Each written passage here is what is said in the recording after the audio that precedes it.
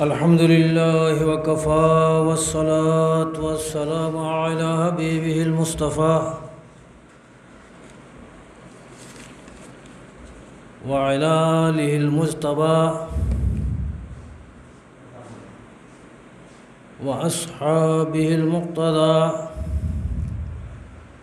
وعلى علماء أمته وأولياء ملته الذين هم قبلة لأهل التوحيد والهدى. أما بعد قال الله تعالى عز وجل ولذكر الله الأكبر. وإذا قال تعالى في شان حبيبه مخبرا وآمرا إن الله وملائكته يصلون على النبي يا أيها الذين آمنوا صلوا عليه وسلموا تسليما. صلى الله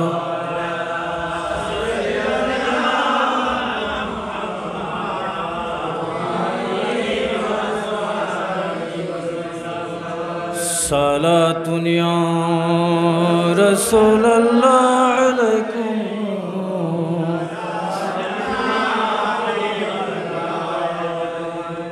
محمد सिर वहदत है, कोई राज उनका क्या समझे, अगर अब्द खुदा समझे तो क्या समझे खुदा समझे। सारा दुनिया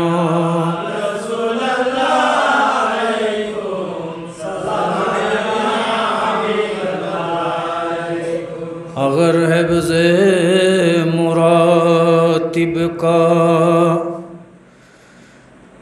न होता दरमियाँ बरज़ख़ो, मुहम्मद को खुदा समझे, खुदा को मुस्तफ़ा समझे। सारा दुनिया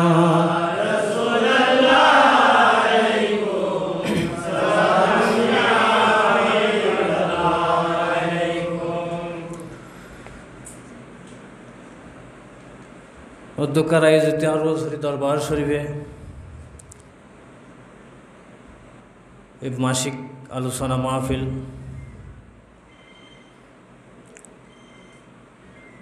দীর্ঘদিন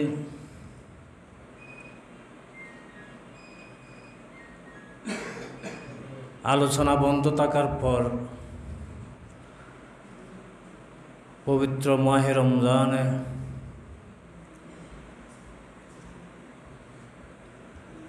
আজকে 11তম দিবসে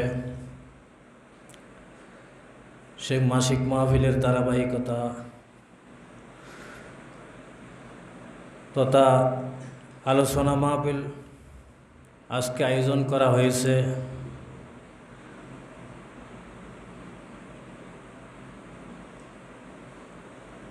এই জন্য আল্লাহর দরবারে শুকরিয়া আদায় করি, আলহামদুলিল্লাহ। আজকের আলোচনা আমাকে একটি বিষয় আলোচনা করার জন্য বলা হয়েছে। বিষয়টা কি? মাইজভান্ডারি তরিকায়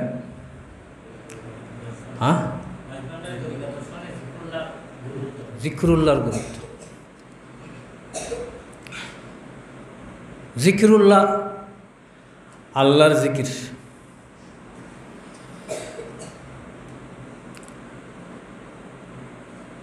এই জিকিরুল্লাহর গুরুত্ব মাইজভান্ডারি তরিকা দর্শনে যে কতটুকু গুরুত্ব দেওয়া হয়েছে সেই আলোচনায় আসার পূর্বে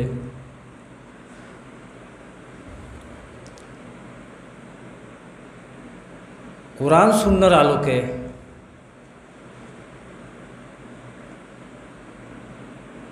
পবিত্র ধর্ম ইসলামের দৃষ্টিকোণ থেকে জিকিরুল্লাহর কি গুরুত্ব রয়েছে সেদিকে একটু আলোকপাত করা প্রয়োজন মনে করি।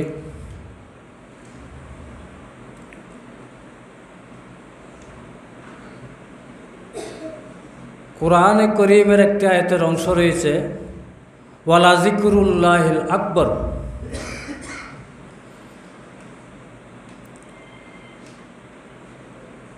জিকরুল্লাহ আল্লাহর জিকির, এটা ইবাদতের মধ্যে আমলের ক্ষেত্রে সর্বাপেক্ষা মহান। এটা কি? ওয়ালা জিকরুল্লাহি আকবর, সর্বাপেক্ষা মহান।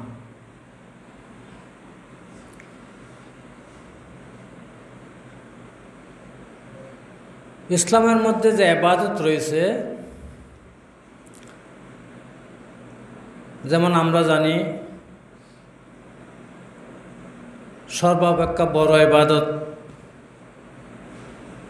সালাতে মুকতুবা।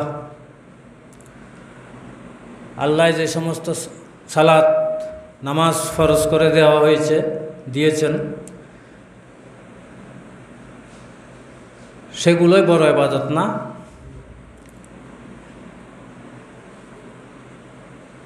কিন্তু সে ইবাদতটাও,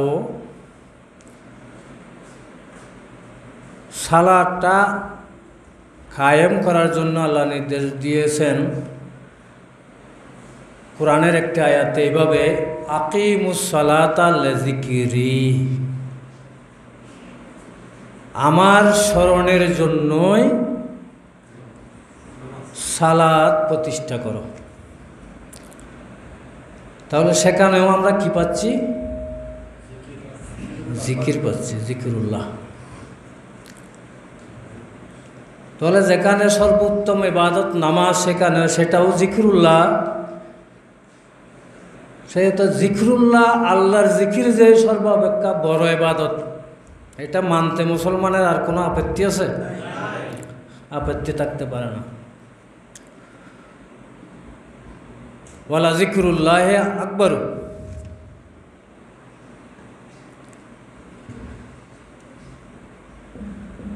জিকিরের জন্য কোরআনে বিভিন্ন আয়াতে বিভিন্ন নির্দেশনা রয়েছে।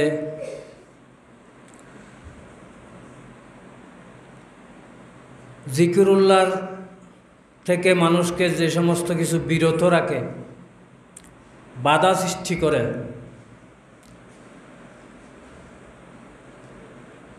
আল্লাহর জিকির থেকে যাতে কোনো কিছু বাধা সৃষ্টি না করে, সেই সমস্ত দিক নির্দেশনাও কোরআনে কারিমে রয়েছে। যেমন একটি আয়াতে রয়েছে, ইয়া আইয়ুহাল্লাযীনা আমানু লা তুলহিকুম আমওয়ালুকুম ওয়ালা আওলাদুকুম আন যিকরিল্লাহ ওয়া মান ইয়াফআল যালিকা ফাউলাইকা হুমুল খাসিরুন। হে ঈমানদারগণ, তোমাদের ধন সম্পদ, সন্তান সন্ততি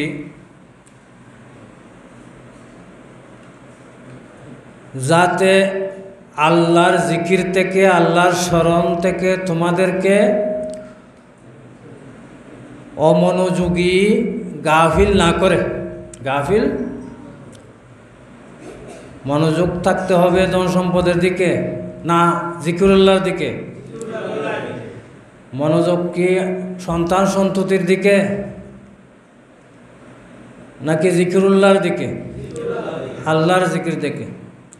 আল্লাহর জিকির দেখে যাতে এই সমস্ত কিছু, এখানে আমওয়াল আর আওলাদ, সন্তান সন্ততি, ধন সম্পদ, এমনকি এক কথায় দুনিয়ার যাবতীয় ভোগ্য যে পণ্য রয়েছে সব কিছু যাতে আমাদেরকে জিকিরুল্লাহ থেকে, ইমানদারদেরকে গাফিল না করে। যদি গাফিল করে, দুনিয়ার মোহে, সন্তানের স্নেহে মমতায় ধন সম্পদের লোভে যদি আমাদেরকে জিকিরুল্লাহ থেকে আল্লাহর স্মরণ থেকে গাফিল করে, তাহলে কি হবে? ওয়া মান ইয়াফআল যালিকা ফাউলাইকা হুমুল খাসিরুন, তারাই হচ্ছে ক্ষতিগ্রস্ত। আমরা ক্ষতিগ্রস্ত হব। আমাদেরকে যদি আল্লাহর জিকির থেকে, আল্লাহর স্মরণ থেকে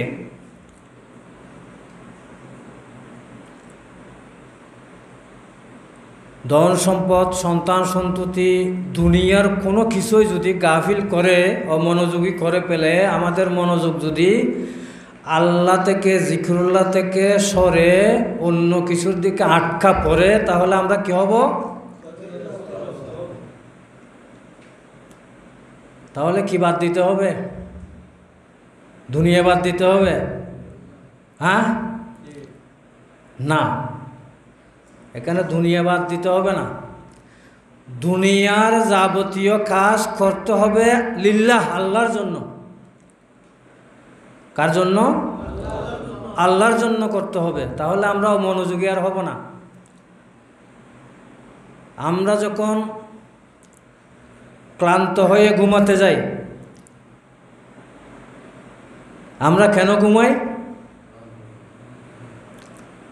ক্লান্তি দূর করার জন্য।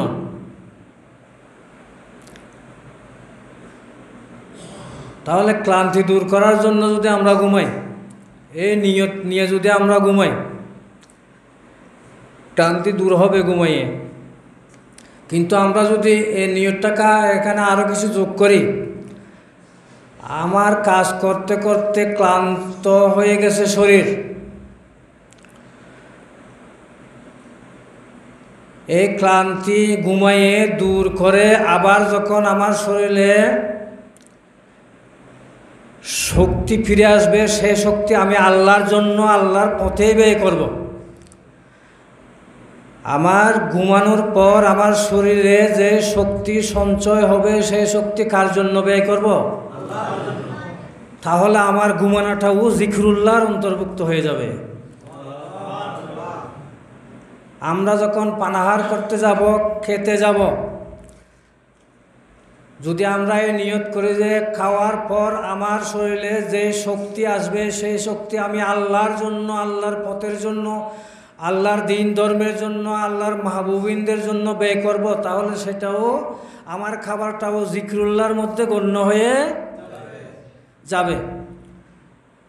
আমি যখন অর্থ উপার্জন করতে যাব, আমরা যখন অর্থ উপার্জন করতে যাব, ব্যবসা বাণিজ্য করতে যাব, সেই ব্যবসা বাণিজ্যের ক্ষেত্রে যদি আমি এই নিয়ত করি যে এই ব্যবসা বাণিজ্যের মাধ্যমে যে অর্থ সম্পদ আমার সঞ্চয় হবে, সেই অর্থ সম্পদ আমি আল্লাহর জন্য ব্যয় করব, তাহলে আমার ব্যবসা বাণিজ্যেও জিকিরুল্লাহর অন্তর্ভুক্ত হয়ে যাবে।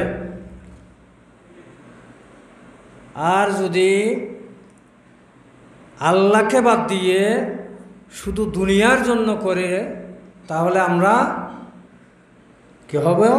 ফাউলাইকা হুমুল খাসিরুন, ক্ষতিগ্রস্তদের মধ্যে আমরাও অন্তর্ভুক্ত হব। তো জিকিরুল্লাহর গুরুত্ব আরোপ করা হয়েছে কোরআনের একটি আয়াতে। সদা সর্বদা কীভাবে জিকিরুল্লাহ?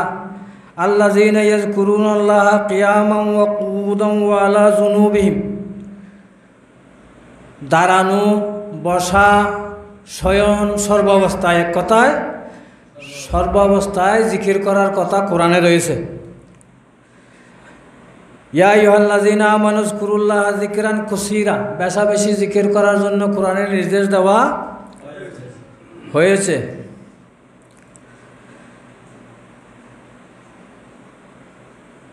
এই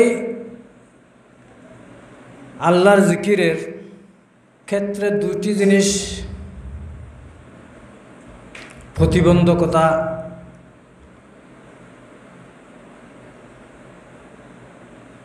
তন্মধ্যে একটি শয়তান জিকিরুল্লাহ থেকে আমাদেরকে দূরে সরাতে চায়,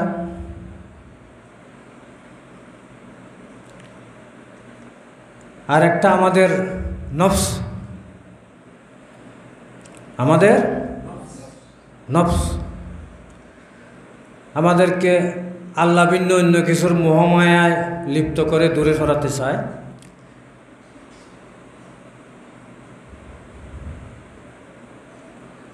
কেউ যদি কোনো ওলি আল্লাহর দরবারে যায়,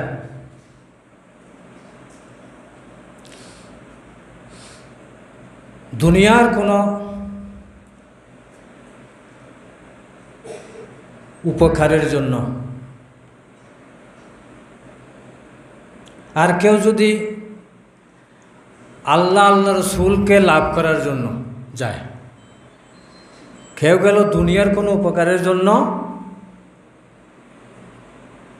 আর কেউ গেল কি জন্য? আল্লাহ আল্লাহ রসুলের। তাহলে এই দুই গ্রুপের মধ্যে যে ব্যবধান রয়েছে না?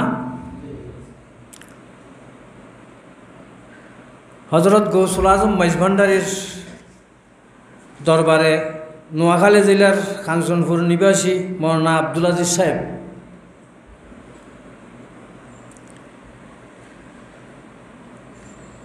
প্রথম যখন তিনি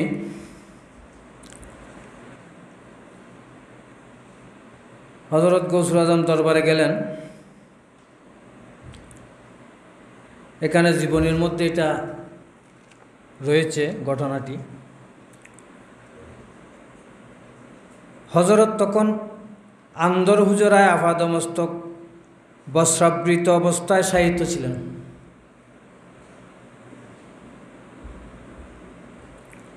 এগুলো তো বাংলা বোঝা যাচ্ছে না? মৌলানা আব্দুল আজিজ সাহেব তথায় গমন করিয়া দেখিতে পাইলেন যেন শুধু একখানা চাদর বিছানায় পড়িয়া রহিয়াছে। হযরত গৌসুল আজম রয়েছেন ওখানে শায়িত, কিন্তু মৌলানা আব্দুল আজিজ সাহেব দেখতেছেন কি শুধু একটা চাদরেই রয়েছে।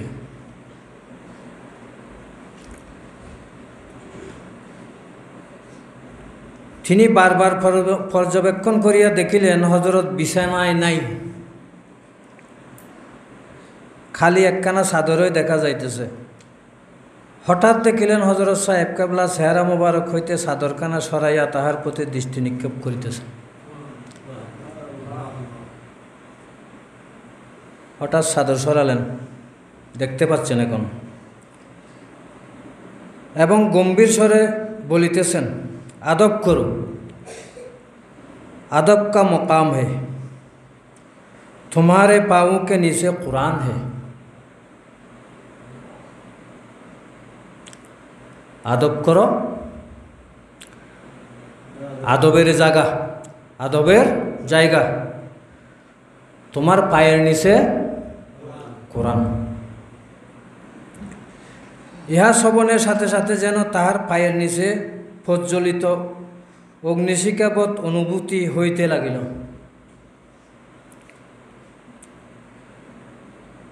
তিনি ভয়ে বসিয়া পড়িলেন। কিছুক্ষণ পর হযরত পুনঃ তাহার প্রতি অবলোকন করিয়া বলিলেন, কবুতর হে, খুশ জিয়েঙ্গে, পাক সাফ জিয়েঙ্গে। তো এটা কবুতর,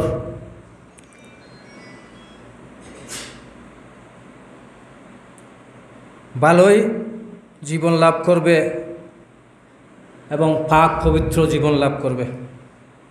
তিনি ভয়ে বিহবলিত চিত্তে বলিলেন, হুজুর সব কুছ আল্লাহ কা হাত মে হে। আব্দুল আজিজ সাহেব বললেন, সব কিছু আল্লাহর হাতে। হযরত প্রতি উত্তরে বলিলেন, আপ জো কহে হক হে, তুমি যা বলেছ সত্য, মগর মই জো কহে দিয়া আপ দেখ লেঙ্গে। তুমি যা বলেছ সত্য, কিন্তু আমি যা বলে দিয়েছি তাও তুমি দেখতে পাবে।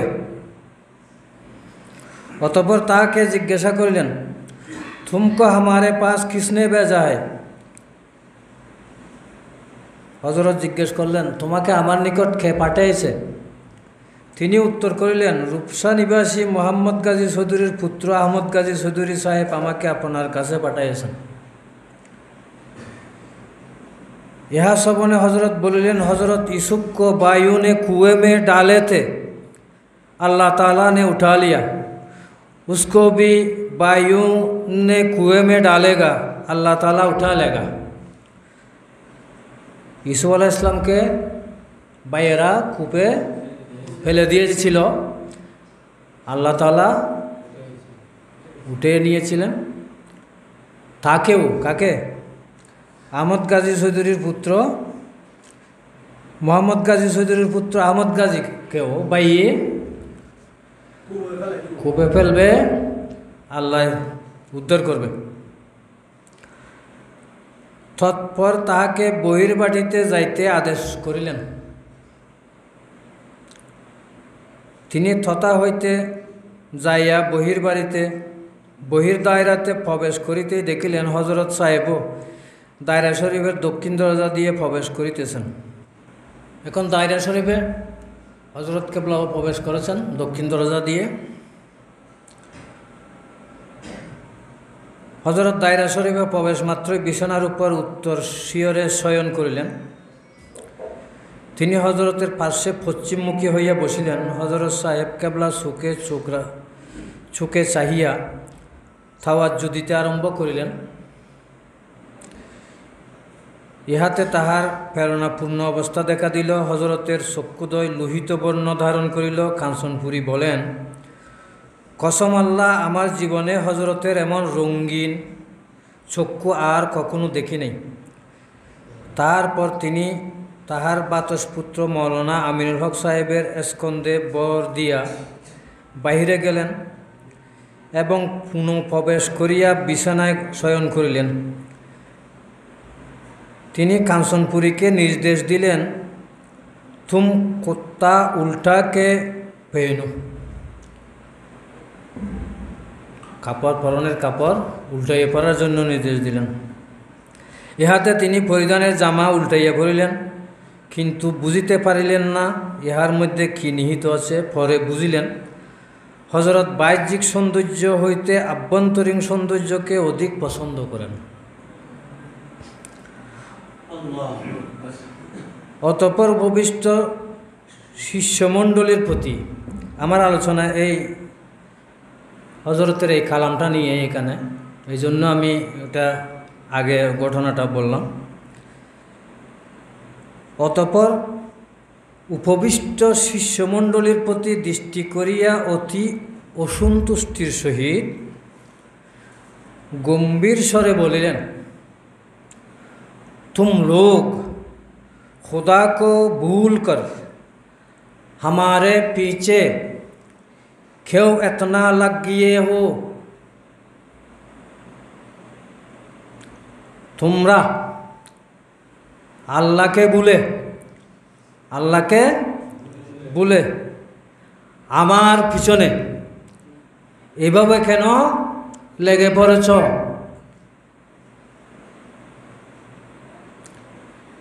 क्या आज जुमा का दिन नहीं है?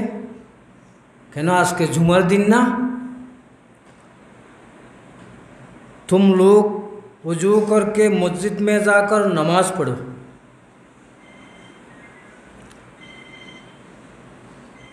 তোমরা উজু করে মসজিদে গিয়ে নামাজ পড়ো।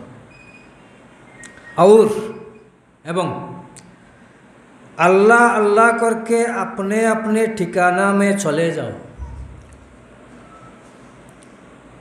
হজরতের এই কালামটার জন্য আমি এত লম্বা, এই এরপরেও বিস্তারিত ঘটনা, কাঞ্চনপুরীর ঘটনা অনেক লম্বা, সেদিকে আমি যাব না। আমার আলোচনা শুধু হজরতের এই কালামটা নিয়ে। এখানে জিকিরুল্লাহর গুরুত্ব এই কালামের মধ্যে রয়েছে, ঠিক কিনা?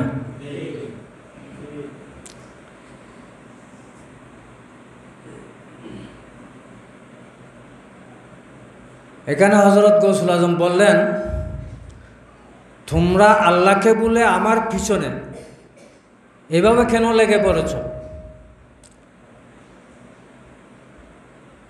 তাহলে উপস্থিত শিষ্যমণ্ডলী কি গৌসুল আজমের দরবারে আল্লাহ আল্লাহ রসুলের জন্য গিয়েছিল না দুনিয়ার জন্য গিয়েছিল? এটা বোঝা যাচ্ছে।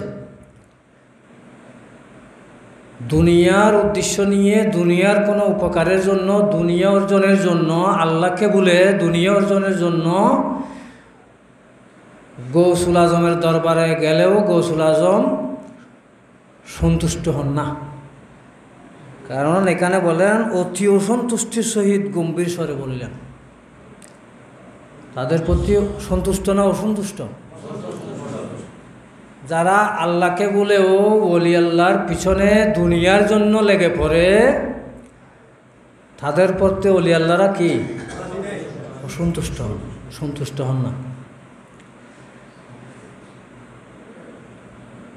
আল্লাহ আল্লাহ রসুলের উদ্দেশ্যে যদি গৌসুল আজমের দরবারে যেত তাহলে এই বিষয়টা আসতো না।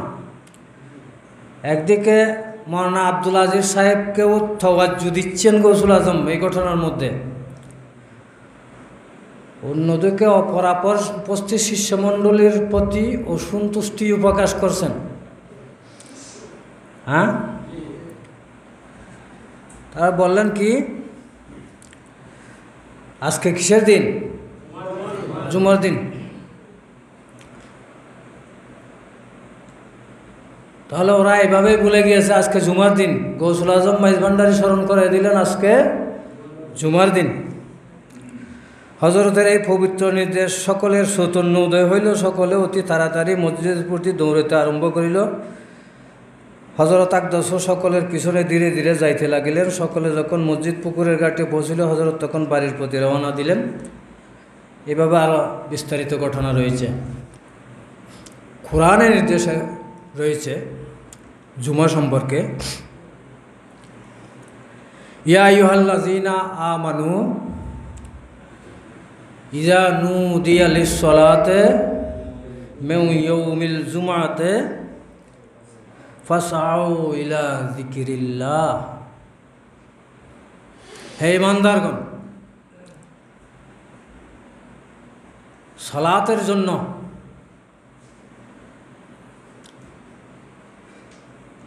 জুমার দিন সালাতের জন্য যখন আজান দেয়, নুদিয়া আহ্বান জানায়, ডাক দেয়,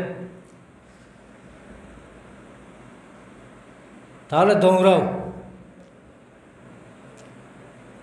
কোন দিকে? ইলা যিকিরিল্লাহ, আল্লাহর জিকিরের দিকে।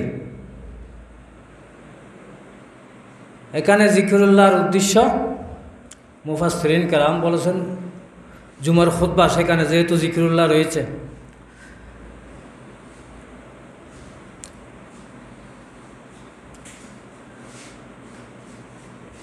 আজান দিয়েছে নামাজের জন্য, দৌড়াতে হচ্ছে খুতবার জন্য। ফাসাউ ইলা যিকিরিল্লাহ ওয়াজারুল বাইয়া, বেচা বিক্রি, ব্যবসা বাণিজ্য এগুলো কী করো?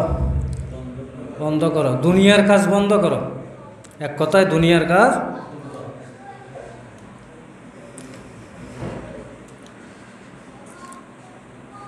যালিকুম খায়রুল লাকুম ইন কুনতুম তা'লামুন,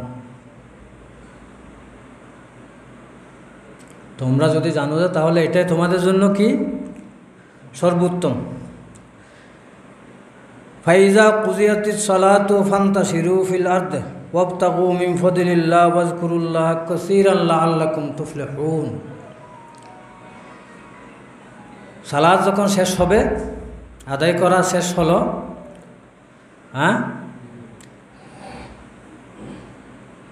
তাহলে কি করতে বলা হচ্ছে নির্দেশে? ফান্তাশিরু ফিল আরদি,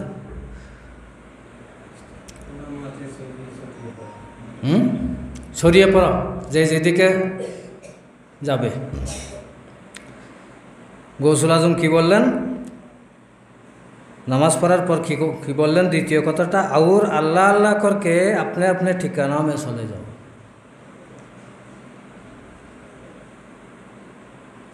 কোরআনে নির্দেশ দিয়েছে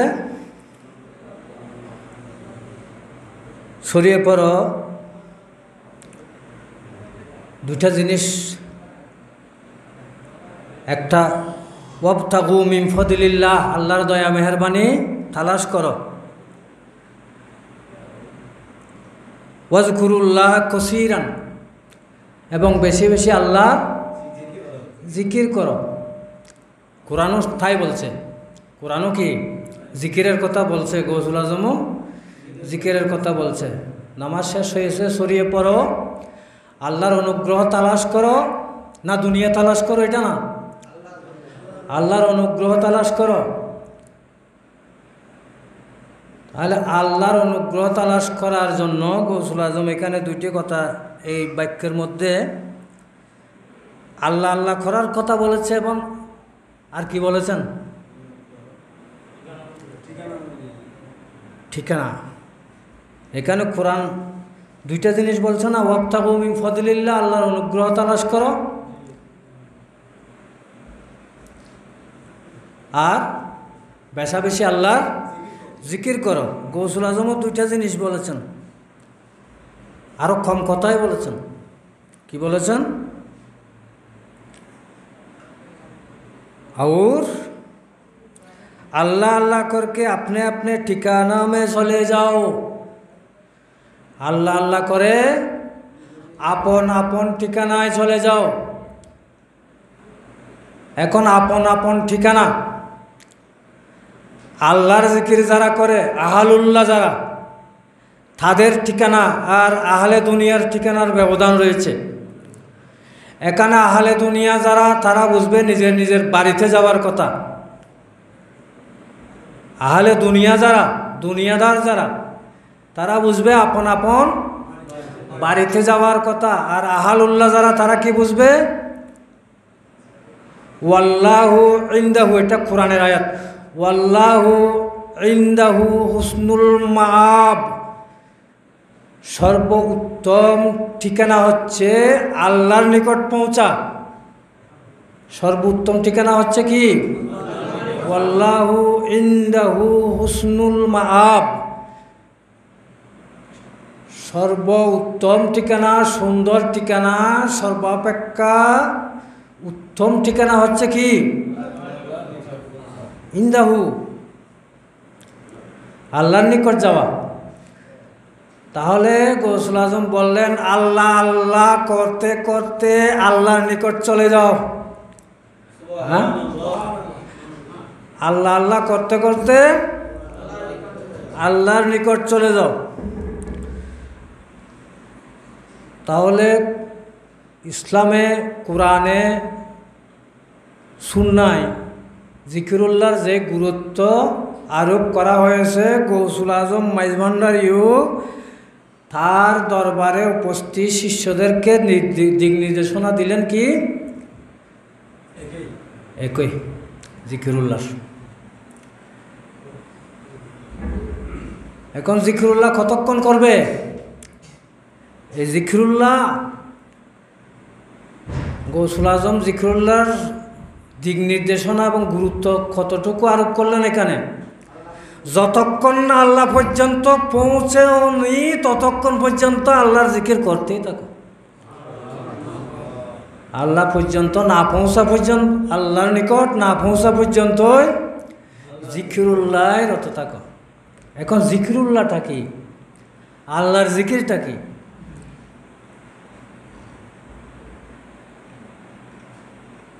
কি আল্লাহর জিকির কি? আল্লাহর দুই ধরনের জিকির আছে। একটা হচ্ছে জিকির জফা, জিকিরত্ব স্মরণ করা একটা, জিকিরত্ব একটা কি, আর একটা জপনা করা। জপনাটা আমরা সবাই করি, আল্লাহ আল্লাহ আল্লাহ, যে জপনা আরি। হ্যাঁ, স্মরণটা একটু গভীর বিষয়, জপনাটা খুব সহজ বিষয়। এই জপনার কথা এবং স্মরণের কথা দুটাই হাদিস শরীফের মধ্যে উল্লেখ আছে। ওয়ান আবি হুরায়রা কাল কাল রাসূলুল্লাহ সাল্লাল্লাহু আলাইহি ওয়াসাল্লাম, ইন্নাল্লাহ তাআলা ইয়াকুলু আনা মা আবদি ইযা যাকারানি ওয়া তাহাররাকাত বি শাফাতাহু। এটা হাদিসে কুদসি আবু হুরায়রা রাদিয়াল্লাহু তাআলা আনহু থেকে বর্ণিত। রাসূলুল্লাহ সাল্লাল্লাহু আলাইহি ওয়াসাল্লাম ইরশাদ করেছেন, আল্লাহ বলেছেন, আনা মা আবদি ইজা যাকারানি, আমি আমার বান্দার সাথে থাকি আমার বন্দার কখন? ইজা যাকারানি, যখন সে আমাকে স্মরণ করে। একটা কথা এখানে স্মরণ, ওয়া তাহাররাকাত বি শাফাতাহু, এবং আমাকে নিয়ে তার দুই ঠোঁট নড়াচড়া করে। এটা হচ্ছে জফা। এটা বুখারী শরীফের হাদিস। তাহলে হাদিসে জফার কথাটাও আছে, স্মরণের কথাটাও আছে। জফাটাও যে কাজে আসবে না তাই না, এটাও কাজে আসবে।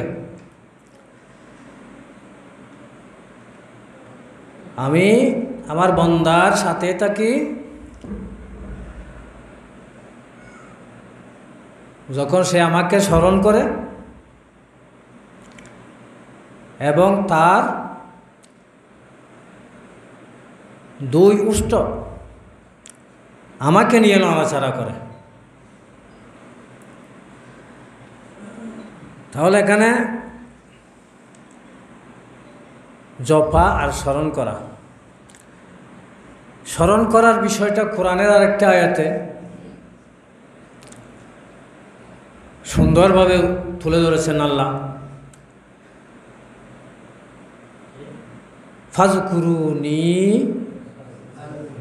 আযকুরকুম,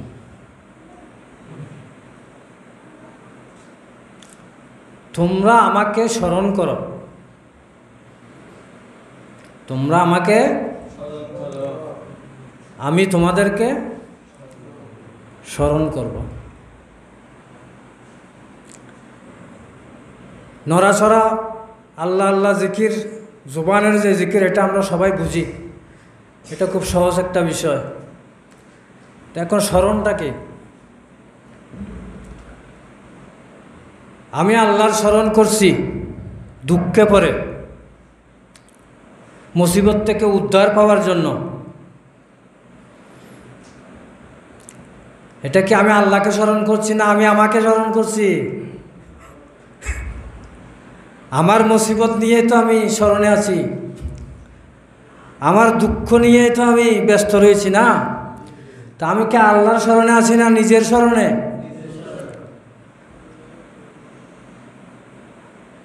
আমার রোগ ব্যাধি হয়েছে, তার সুস্থতার জন্য আল্লাহকে স্মরণ করছি। এটা কি আমি আমাকে নিয়ে ব্যস্ত না আল্লাহকে নিয়ে ব্যস্ত? হ্যাঁ, তাহলে আমি বলতে যতক্ষণ থাকবে ততক্ষণ জিকিরুল্লাহ, আল্লাহর স্মরণ হবে না। আমি যখন আমাকে ভুলে যাব, যেটাকে নিজকে ফানা করে দেওয়া, ফানা ফিল্লা যেটাকে বলা হয়, আমার আমিত্ব বলতে কিছুই থাকবে না।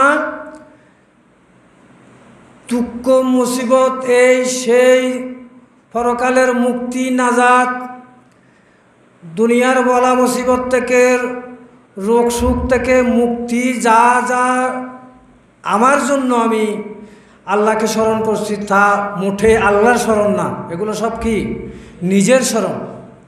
আল্লাহর স্মরণ হবে নিজের সব কিছু ভুলে গিয়ে আল্লাহকে স্মরণ করলে তখনই হবে আল্লাহর স্মরণ। এইভাবে যারা স্মরণ করে আল্লাহ বলেন আযকুরকুম।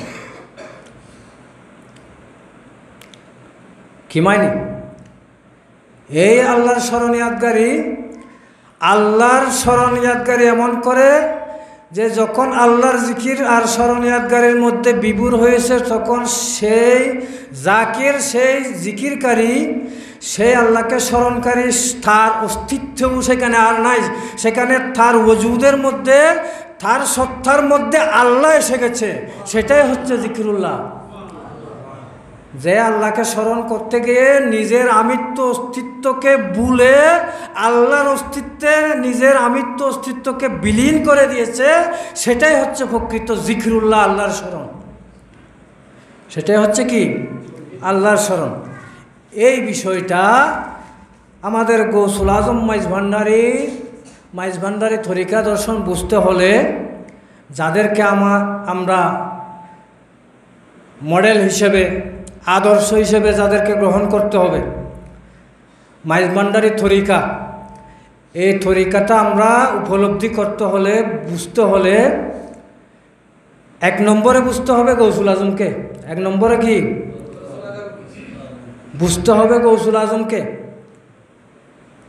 দ্বিতীয় নম্বরে বুঝতে হবে খুলাফায়ে গৌসুল আজমকে। তাদেরকে ধারাবাহিকতা ছাড়া তরিকা বোঝা সম্ভব না। আমরা মাইজভান্ডারের তরিকা গৌসুল আজমের খলিফা থেকে বেশি বুঝব? কখনো বুঝব না। খলিফা যা বুঝেছে তাও আমরা, তাহলে এই যে ধারাবাহিকতা, আমাদেরকে প্রকৃত তরিকাটা উপলব্ধি করতে হলে, বুঝতে হলে গৌসুল আজম মাইজভান্ডারিকে বুঝতে হবে। যেমন গৌসুল আজম মাইজভান্ডারির এই বাণী, এটা আমাদেরকে পর্যালোচনা করা, বুঝা মায়নি গৌসুল আজম মাইজভান্ডারির তরিকার কি মডেল দিয়েছে সেটাই তো। যেখানে জিকিরুল্লাহ, গৌসুল আজম মাইজভান্ডারির তরিকাটা জিকিরুল্লাহ, অতক্ষণ পর্যন্ত আল্লাহর জিকিরে মশগুল থাকতে হবে যতক্ষণ না সে আল্লাহর সত্তায় বিলীন হয়েছে। তাহলে এই বিষয়টা খানসনফুরি গৌসুল আজম মাইজভান্ডারির একজন অন্যতম বিশিষ্ট খলিফা, তিনি তুলে ধরেছেন, আল্লাহ বলে মন করহ জপন, রহেতেহি জীবন ভুলো না কখন। এটা জপনের কথা বলেছে না? আল্লাহ বলে মন করহ জপন, রহেতেহি জীবন ভুলো না কখন। জীবন যতক্ষণ আছে ততক্ষণ পর্যন্ত কি আল্লাহর জপনের কথা বলেছেন। এই বিষয়টা হজরত গৌসুল আজম মাইজভান্ডারি যেটা বলেছেন, और अल्लाह अल्लाह करके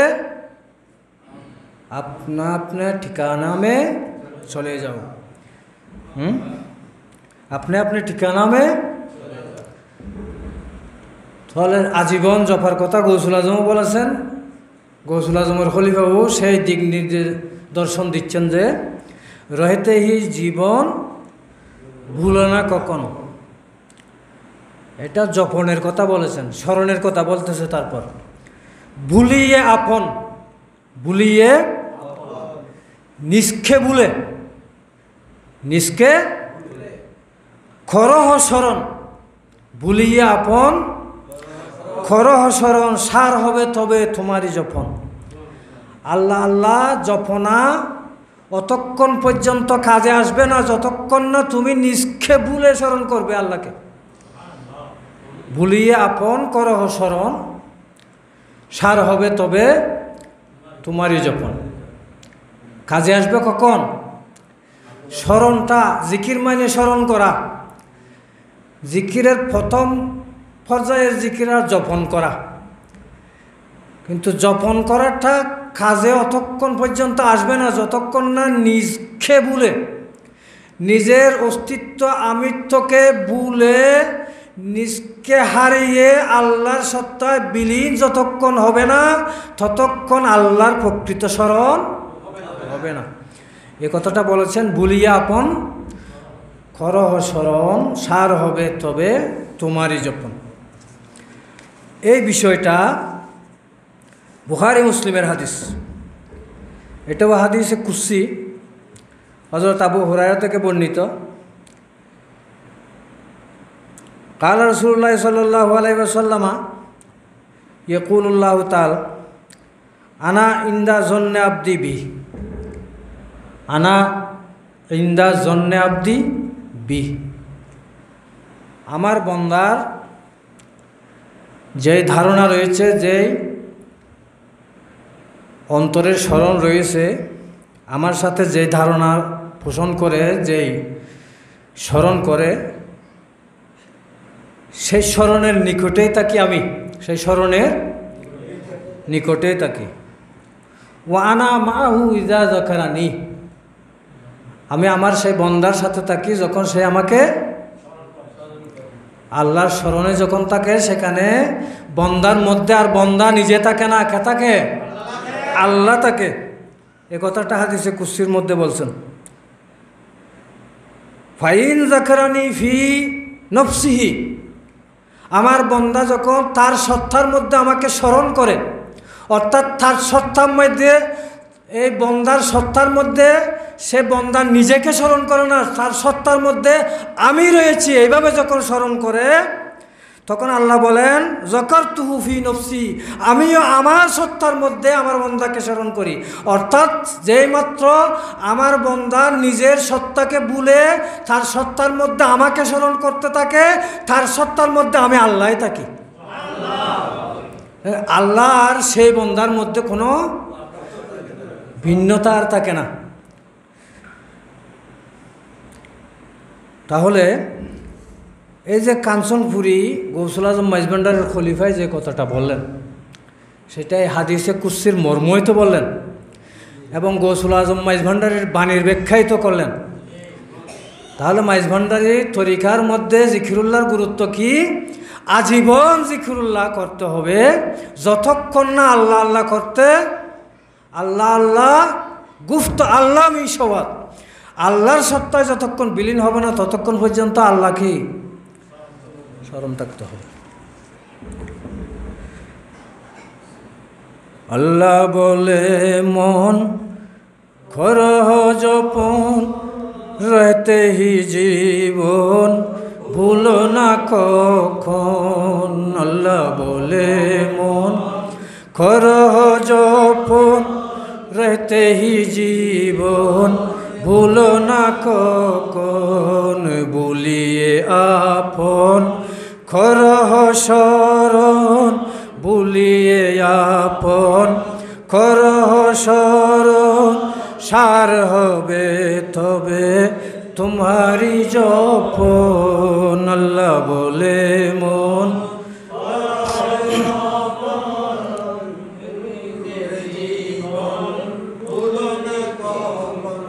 तुम्हारी ये दम, আমাদের এই দম নিঃশ্বাস, तुम्हारी ये दम खुदा का नेमत, दोनों आलम में नहीं है कीमत।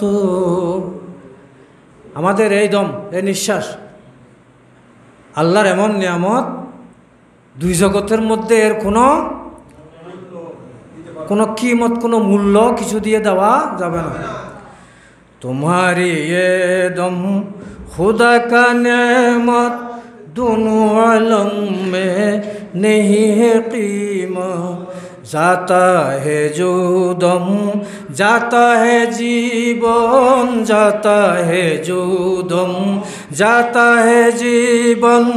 राखिए उसको करिए যতন। আল্লাহ বলে মন করহ জপন, রহতে হি জীবন ভুলো না কখন। ভুলিয়ে আপন করহ শরণ, ভুলিয়ে আপন করহ শরণ। সার হবে তবে তোমারি জপন।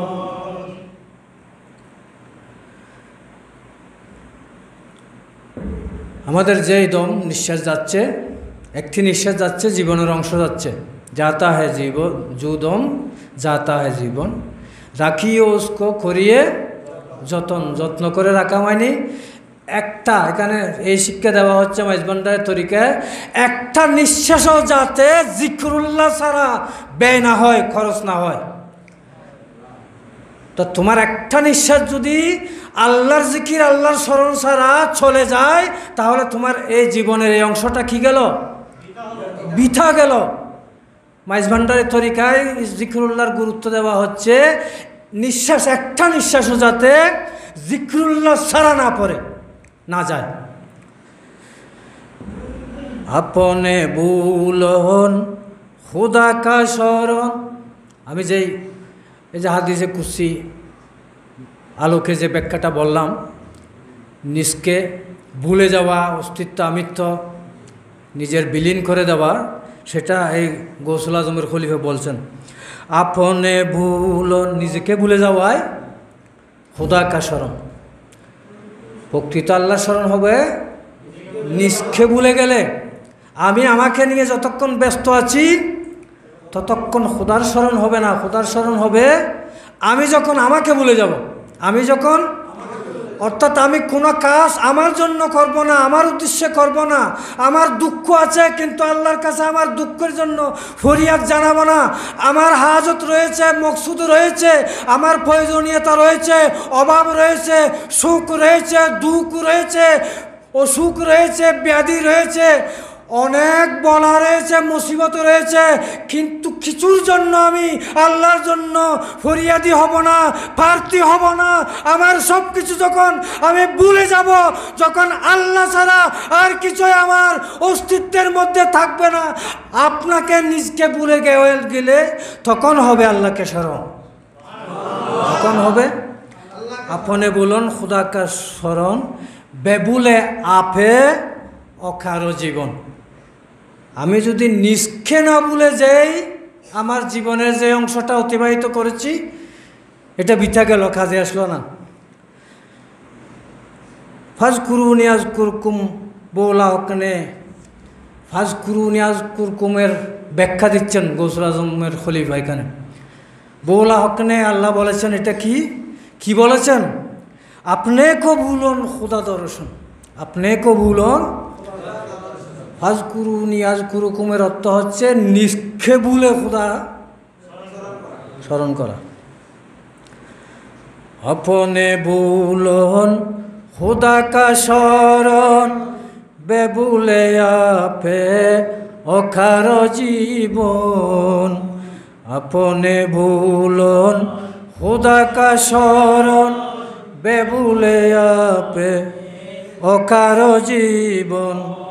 ফাজকুরুনি আযকুরকুম বৌলা হকনে, আপনি কো বলুন খুদা দর্শন। আল্লাহ বলে মন করহ জপন, रहते ही জীবন ভুলো না কখন।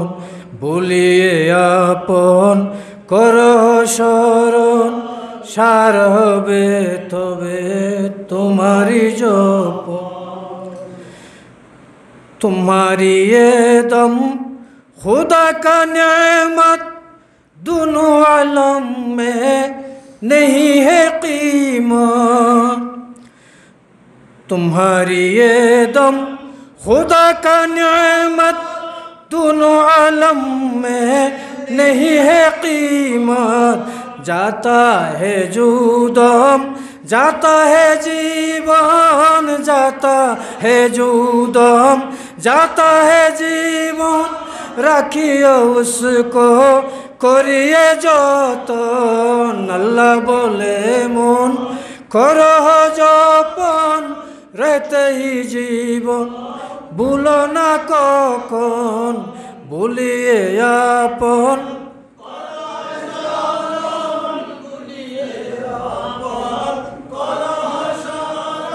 সার হবে তবে তোমারই জপ। তাহলে মাইজভান্ডারী তরিকায় জিকিরুল্লাহর গুরুত্ব, যেটা ইসলামে জিকিরুল্লাহর যেই গুরুত্ব আরোপ করেছে, সেই একই গুরুত্ব মাইজভান্ডারী তরিকায় রয়েছে। গৌসুল আজমের খলিফাদের লিখনির মধ্যে বিভিন্নভাবে এই জিকিরুল্লাহ, আল্লাহর জিকির ইয়াদগারের কথা, এই বিষয়টা গুরুত্ব আরোপ করা হয়েছে। আমরা জানি গৌসুল আজম মাইজভান্ডারীর এই জগতে থাকাকালীন, ইহজগতে বজাহের থাকাকালীন, যিনি মাইজভান্ডারী গজলের প্রাথমিক পর্যায়ের অন্যতম রচয়িতা, গৌসুল আজমের বিশিষ্ট খলিফা আব্দুল হাদি কাঞ্চনপুরী। আব্দুল হাদি তিনি যেই মাইজভান্ডারী গজল গীতিগুলো লিখেছেন, হযরত গৌসুল আজম মাইজভান্ডারীর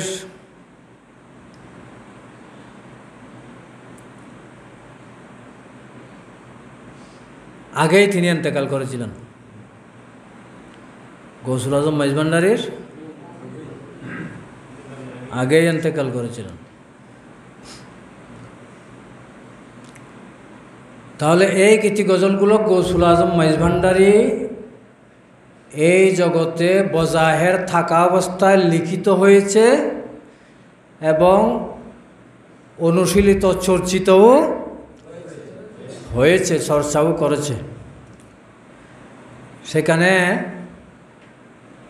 রত্নসাগরের প্রথম শেরের মধ্যে আছে না, দমে দমে জফর এমন, প্রথম দিকে তো আছে এটা না, দমে দমে জফর এমন লা ইলাহা ইল্লাল্লাহ। জিকিরুল্লাহর কীভাবে তো গুরুত্ব দিচ্ছে, প্রতিটি দমে দমে লা ইলাহা ইল্লাল্লাহ জপার কথা বলছে।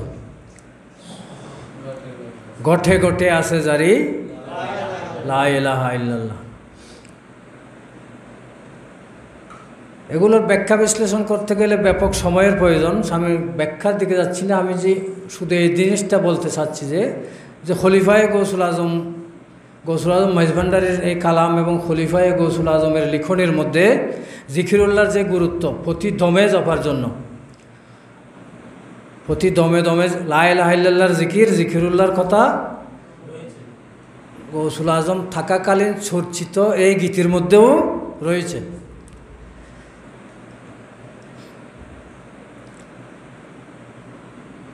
তারপরে এই যে আব্দুল গনি কাঞ্চনপুরী, তিনির একটা মানে প্রেম দর্পণের প্রথম শের, প্রতিবাদ দেবাজের এমন লা ইলাহা ইল্লাল্লাহ, মনকর্ণ ধৈর্য শুনো লা ইলাহা ইল্লাল্লাহ, আসমান ও জমিন মাঝে গুপ্ত ব্যক্তি প্রতি কাজে অহরহ ডঙ্কা বাজে লা ইলাহা ইল্লাল্লাহ। এই যে ইয়াগুলো মাইজভান্ডারী গীতিগুলো, এই যে একটি কথা, মাইজভান্ডারের যে বাজনা, গৌসুল আজম মাইজভান্ডারের খলিফাদের খান দিয়ে যদি শোনা যায়, প্রকৃত মাইজভান্ডারীদের খানে যদি শোনা যায়, তাহলে প্রতি বাদ্যে, প্রতি বাজানার বাদ্যে কি বাজে লা ইলাহা ইল্লাল্লাহ। বলছেন মনকর্ণ ধরে শুনো লা ইলাহা ইল্লাল্লাহ, মাইজভান্ডারীর বাজনা। এখানে প্রতি বাদ্যের তাল হচ্ছে লা ইলাহা ইল্লাল্লাহ, কিন্তু শুনতে হবে মনের কান দিয়ে, মনকর্ণে ধরে শুনো। আসমান ও জমিনের মাঝে মাইজভান্ডারীরা কেমন, এই যে আল্লাহর জিকিরুল্লাহর মধ্যে ডুব দিয়ে মাইজভান্ডারীরা কেমন হয়েছে। দ্বিতীয় কথাটি বলতেছেন, আসমান ও জমিন মাঝে গুপ্ত ব্যক্ত প্রতি কাজে, আসমানে এবং জমিনে, এই ধরার বুকে এবং আসমানে, গোপনে এবং প্রকাশ্য যা যা কর্ম চলছে, কাজ চলছে, প্রতিটি কাজে অহরহ সদা সর্বদা ডঙ্কা বাজছে কিসের, লা ইলাহা ইল্লাল্লাহ। আমি যদি একটু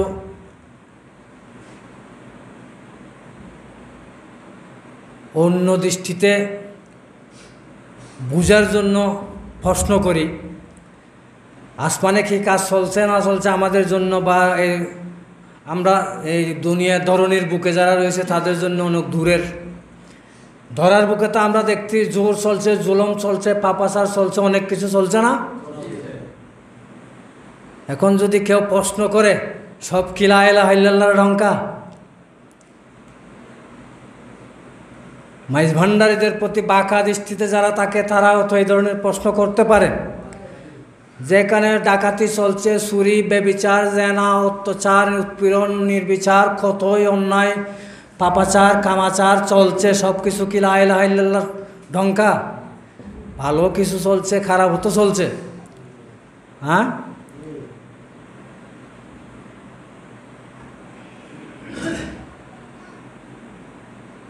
তাহলে বাঁকা দৃষ্টিতে কেউ প্রশ্ন করলে প্রশ্ন করতে পারে, কিন্তু উত্তর মাইজ ভান্ডারীরা দিতে হবে না, উত্তর আল্লাহ দিয়ে দিবেন।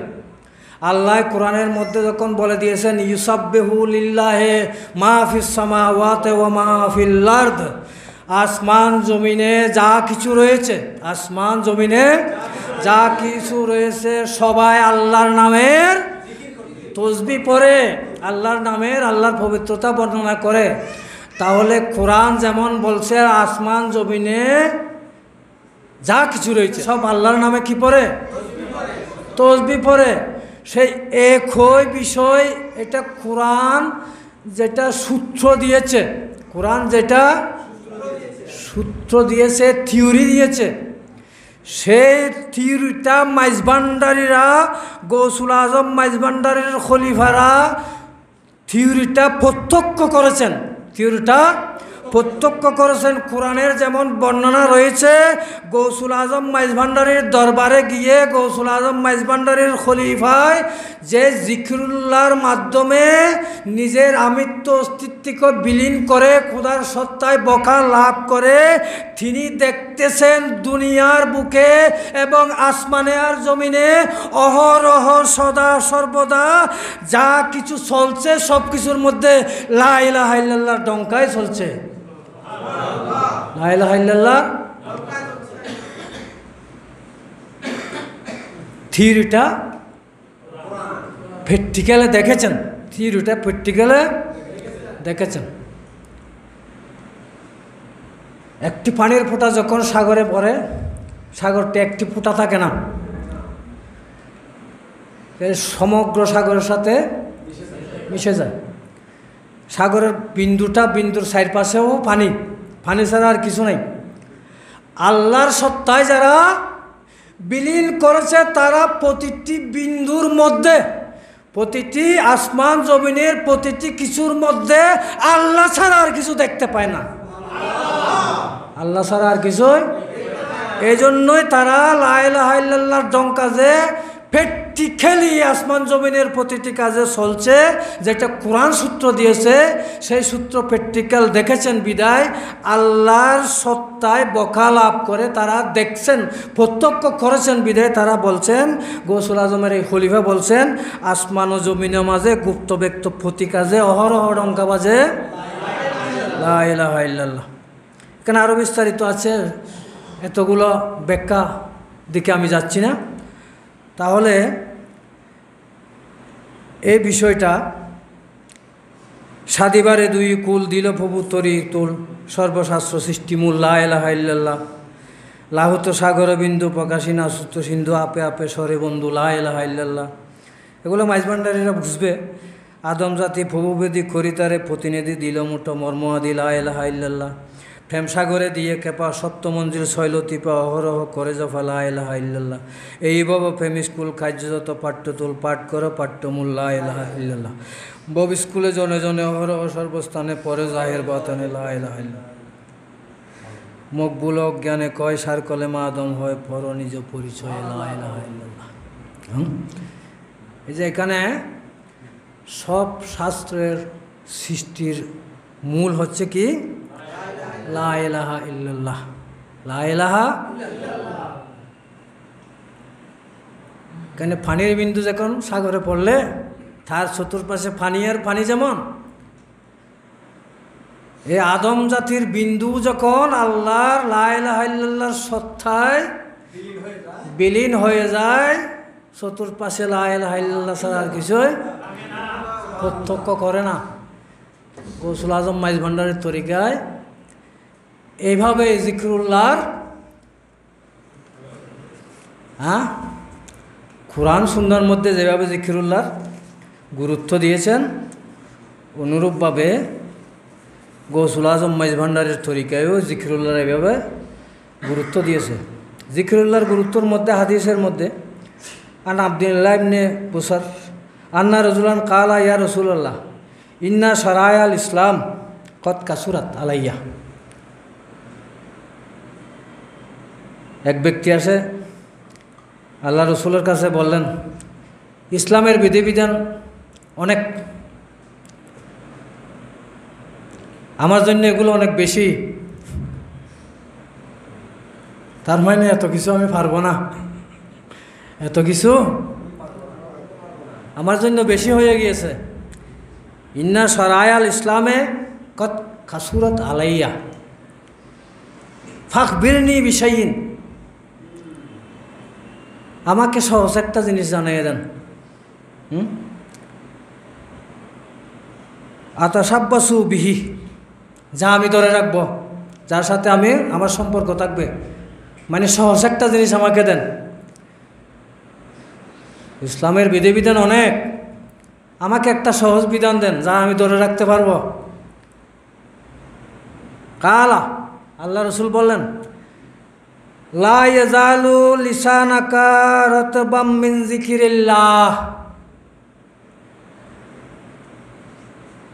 তুমি তোমার রসনাকে, জিহ্বাকে সর্বদা আল্লাহর জিকিরে সিক্ত রাখবে। এটা খুব সহজ। হাঁটা, বসা, চলা অবস্থায় কি করা? আল্লাহ আল্লাহ করা। এটা জিকির জপনার কথা বলতেছে, একেবারে সহজ, এটা স্মরণের কথা না। কি বলছো যে জপনের কথা? কি বলতেছে? লা ইয়াজালু লিসানাকা রাতবাম মিন যিকিরিল্লাহ, সর্বদা তোমার রসনাকে, জিহ্বাকে আল্লাহর জিকিরে সিক্ত রাখবে, ভিজিয়ে রাখবে, যাতে শুকিয়ে না যায়। জিকির অর্থাৎ সদা সর্বদা তুমি জিকিরুল্লাহ, আল্লাহর জিকির করতেই থাকবে। ওয়ান আবি সাঈদ আন্না রাসূলুল্লাহ সাল্লাল্লাহু আলাইহি ওয়াসাল্লাম সুইলা আইয়ুল ইবাদা আফদালু ওয়া আরফাউ দারাজাতান ইনদাল্লাহ ইয়াউমাল কিয়ামা, জিজ্ঞেস করা হলো কোন ব্যক্তির দরজা কিয়ামতের দিন সর্বাপেক্ষা উঁচু হবে এবং মর্যাদাশালী হবে? কালা, আল্লাহ রসুল বললেন, আয-যাকিরুনা আল্লাহ কাসীরান ওয়ায-যাকিরাত, বেশা বেশি যারা আল্লাহর জিকিরে মশগুল থাকে এমন নারী পুরুষ। এমন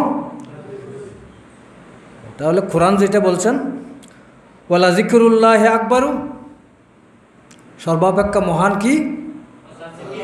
আল্লাহর জিকির। এই জিকিরুল্লাহর মধ্যে যারা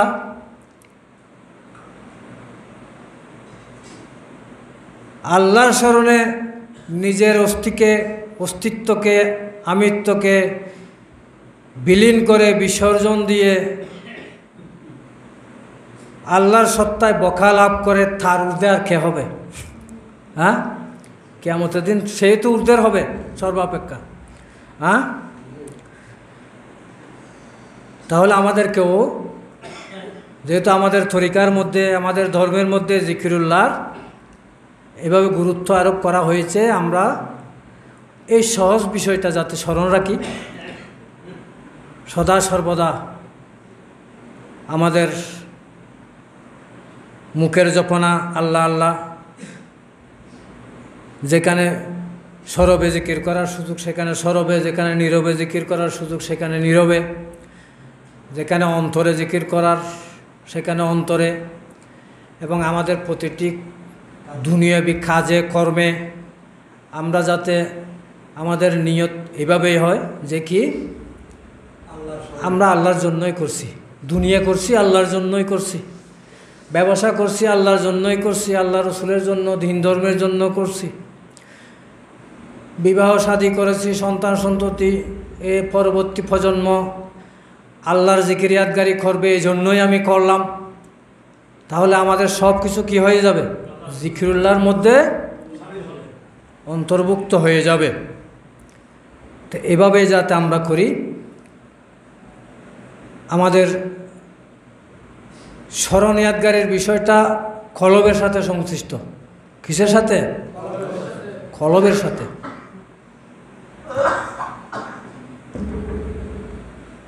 কলব যদি আক্রান্ত হয়, কলব যদি আক্রান্ত হয় তাহলে জিকিরুল্লাহ মুশকিল হয়ে পড়ে।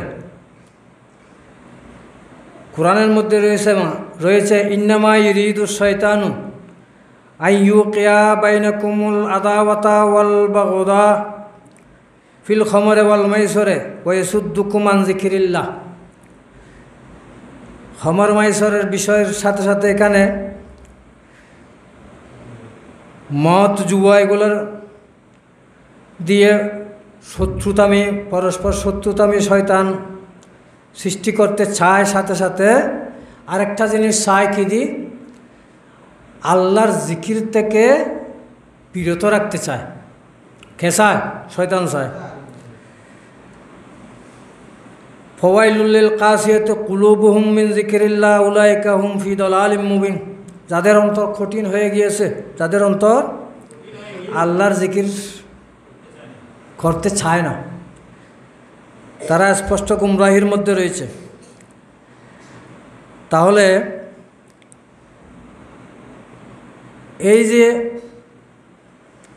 একটা প্রতিবন্ধকতা নফসের আর একটা শয়তানের,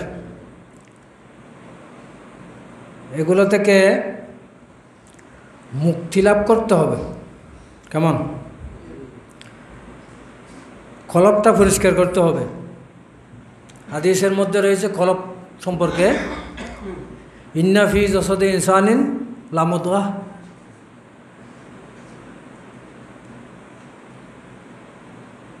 ইন সালুহাত সালুহাল জাসাদু কুল্লুহু ওয়া ইন ফাসাদাত ফাসাদাল জাসাদু কুল্লুহু। মাংসপিণ্ড রয়েছে মানুষের শরীরের এক টুকরা মাংসপিণ্ড, যা ভালো হলে সমগ্র শরীর ভালো, যা নষ্ট হলে সমগ্র শরীর নষ্ট। আলা ওয়াহিয়াল কলব, সেটা হচ্ছে কি? কলব।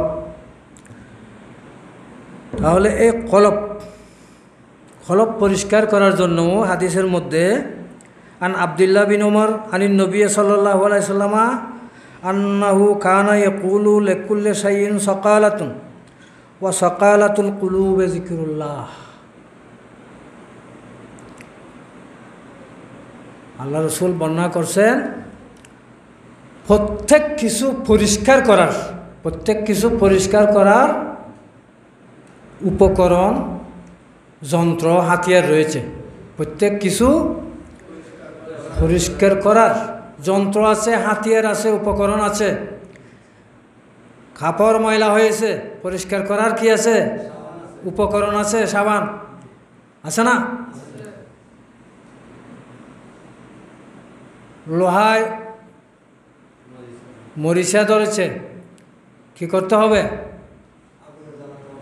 হ্যাঁ, কি দিয়ে? যে কোনো কিছু, প্রত্যেক কিছু পরিষ্কার করার কি রয়েছে? উপকরণ।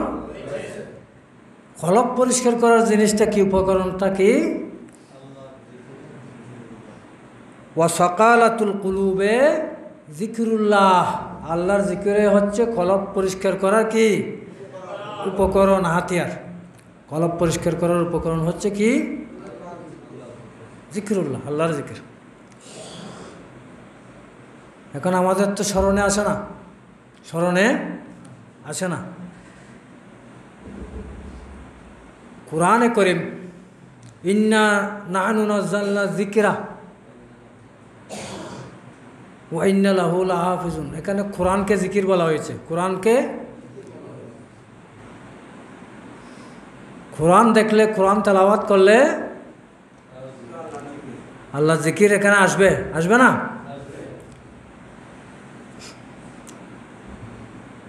সর্বোত্তম মানুষ সম্পর্কে জিজ্ঞাসার জবাবে আল্লাহ রসুল বলেছেন, সর্বোত্তম মানুষকে,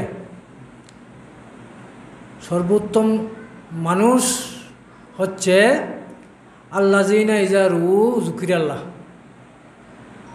তোমরা যাকে দেখলে আল্লাহর স্মরণ এসে যায়, আল্লাহর স্মরণ, তারাই হচ্ছে খিয়ারুকুম, তোমাদের মধ্যে সর্বোত্তম মানুষ। এমন কিছু মানুষ আছে যাদেরকে দেখলে আল্লাহর স্মরণ আসে, তারা হচ্ছেন আহলুল্লাহ, তারা হচ্ছেন মুরশেদে কামেলে মুকাম্মল। তাদের স্মরণের মাধ্যমে, তাদের সোহবতের মাধ্যমে কি জিক্রুল্লাহ কঠিন হয়ে গেলে, অন্তর কঠিন হয়ে গেলে জিক্রুল্লাহ না আসলেও তাদেরকে দেখতে হবে, তাদেরকে কোরআন দেখতে হবে, মোসাফে কোরআন দেখতে হবে, সাহেবে কোরআন দেখতে হবে। কোরআন যেটা থিওরিক্যাল সেটাও আল্লাহর স্মারক, আল্লাহকে স্মরণ করায়। প্র্যাকটিক্যাল কোরআন যা রয়েছে, প্র্যাকটিক্যাল কোরআন যারা রয়েছে, প্র্যাকটিক্যাল কোরআন আছে না, প্র্যাকটিক্যাল কোরআনকে মুহাম্মদুর রাসূলুল্লাহ সাল্লাল্লাহু আলাইহি ওয়াসাল্লাম এবং ধারাবাহিকভাবে তার যোগ্য প্রতিনিধিরাই, এটা হচ্ছে কি প্র্যাকটিক্যাল কোরআন। তাদের মাধ্যমে আমাদেরকে জিকিরুল্লাহ, আল্লাহর স্মরণীয়তকারী অন্তরে যদি মরিচা ধরে যায় পরিষ্কার করতে হবে জিকিরুল্লাহর মাধ্যমে। অন্তর পরিষ্কার হয়ে গেলে সারা শরীরে কি পরিষ্কার। এই হাদিস, অন্য হাদিসের এই কথাই বলেছেন, অন্তর পরিষ্কার করার জন্য জিকিরুল্লাহটা যাতে কামেলে মুকাম্মেলিনদের সোহবতে গেলে আমাদের যদি এমনি স্মরণে না আসে, কামেলে মুকাম্মেলিনদের সোহবত থেকে এই জিকিরুল্লাহ কি এখানে একটা বিষয় আছে,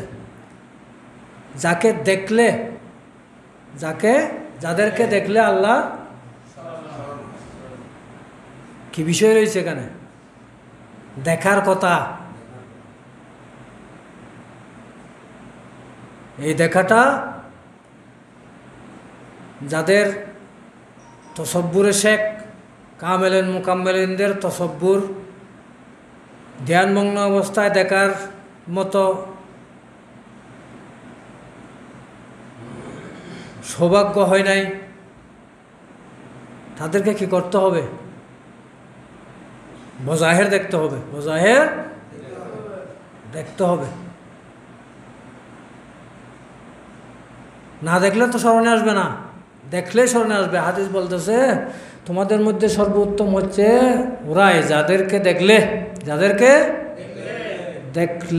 যুকির আল্লাহ, আল্লাহর স্মরণ আসে। তাহলে এখানে দেখার বিষয়টা গুরুত্ব আরোপ করতে হবে, দেখতে হবে। সেটা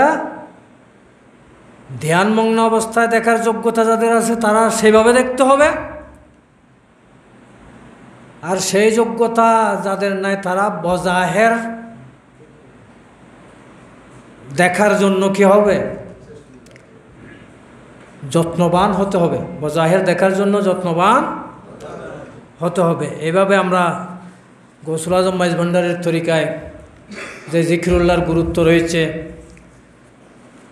ইসলাম ধর্মের মধ্যে যে গুরুত্ব আরোপ করা হয়েছে,